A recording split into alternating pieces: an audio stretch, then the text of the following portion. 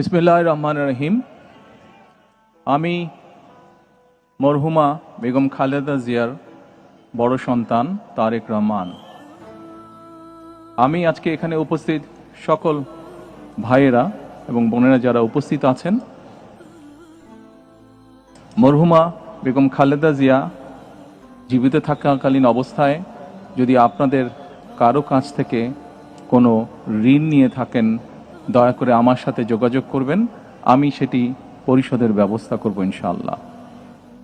একই সাথে উনি জীবিত থাকাকালীন অবস্থায় ওনার কোনো ব্যবহারে, ওনার কোনো কথায় যদি কেউ আঘাত পেয়ে থাকেন, তাহলে মরহুমার পক্ষ থেকে আমি আপনাদের কাছে ক্ষমা প্রার্থী। দোয়া করবেন আল্লাহ তাআলা যাতে ওনাকে বেহেশত দান করেন। আসসালামু আলাইকুম।